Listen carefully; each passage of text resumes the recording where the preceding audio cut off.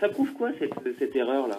Alors, a priori, on est dans la continuité de ce que nous, chefs d'entreprise, le spectacle auquel on assiste. Vous savez qu'un chef d'entreprise, c'est un professionnel, il se doit d'être un technicien dans son métier, il se doit d'être sérieux, sinon il y a suffisamment de codes, de lois et de règles qui vont le rappeler à l'ordre. Mais on a l'impression que c'est pas partagé par certains membres du gouvernement, voire le gouvernement dans son intégralité, où on assiste à de l'amateurisme comme c'est pas permis.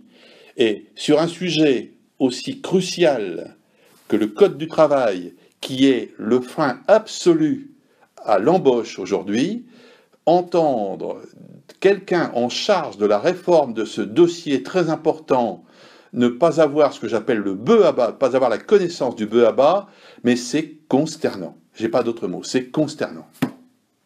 Ça montre quoi? Ça prouve quoi?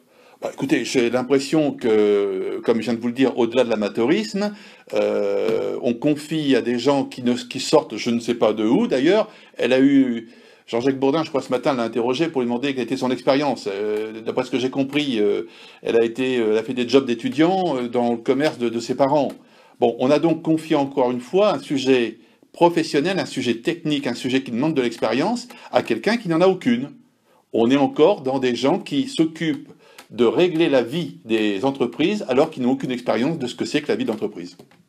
Oui, c'est ça, en fait, c'est la déconnexion entre être au gouvernement, être un ministre, être un apparatchik, et puis la réalité du terrain dont ils n'ont aucune idée, quoi. Alors, évidemment, c'est facile tout d'un coup de faire une extrapolation, mais on a quand même l'impression que ce qui touche à la fonction publique en charge des opérations de la vie quotidienne, de la vie des entrepreneurs, le fonctionnaire de haut niveau est quelqu'un qui a sans doute fait de très belles études dans des instituts adéquats, genre l'ENA et autres, mais qui n'a pas eu comme on le fait, vous savez, dans les écoles d'ingénieurs, on doit vous faire passer par des stages en entreprise, pour découvrir ce que c'est que la vraie vie, la vie professionnelle, c'est-à-dire la réalité du monde, pas ce qu'on apprend dans les livres.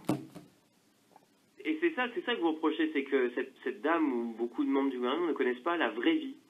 Exactement. Alors, on a sur un sujet comme ça besoin d'avoir des gens qui savent quelles sont les conséquences du Code du travail dans les années passées, pourquoi ce code il a grossi aussi rapidement et pourquoi aujourd'hui il est un frein à l'embauche. Comment voulez-vous qu'elle le sache, elle? À part recevoir lors d'un cocktail quel qu'il soit tel ou tel représentant dont on ne sait d'ailleurs pas de quelle origine, parce que rappelez-vous, cher monsieur, la vraie vie, c'est toutes les petites entreprises. Ce n'est pas que les grands groupes. Et les petites entreprises, c'est elles aujourd'hui qui ne franchissent pas les seuils sociaux, vous savez, les fameux plus ou moins de 10 ou plus ou moins de 50. Eh bien, ces chefs d'entreprise-là, qui sont des bons techniciens dans leur métier, ont l'impression qu'ils n'ont pas le technicien voulu dans ce qui est leur frein à l'embauche. C'est quoi le petit nom que vous lui donnez à la ministre? C'est malheureusement un petit peu trivial, et pour dire Myriam El Khomri, on pourrait dire Myriam la bêtise, mais bêtise et Khomri, ça ne se termine pas par la même terminaison. Vous voyez à quoi je fais allusion? Vous ne voulez pas me le dire. Et voilà, on va être respectueux des institutions. Bon, ça marche. Merci à vous en tout cas, mais c'est vrai que même un salarié en fait, parce qu'on a tous fait des CDD, on hallucine de voir qu'il y a un ministre, et malheureusement, on a l'habitude de dire, nous Français, on le sait, ils n'ont pas d'expérience, ils ne connaissent pas la vraie vie, et au final on s'en plaint pas parce qu'on oublie, c'est pas qu'on oublie, mais on s'y habitue, et finalement, quand on voit ça, on se dit, mais on ne devrait pas s'y habituer, en fait. Vous voyez ce que je veux dire?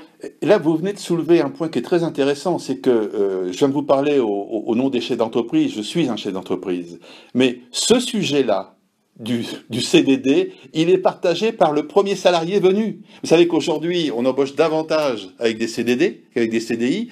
Donc, s'il y a bien quelqu'un qui s'appelle le commun des mortels, qui sait combien de fois on peut renouveler un CDD, c'est bien monsieur tout le monde, sauf notre ministre du Travail. Terrible, c'est terrible. Merci beaucoup, monsieur Doucet. Merci à vous.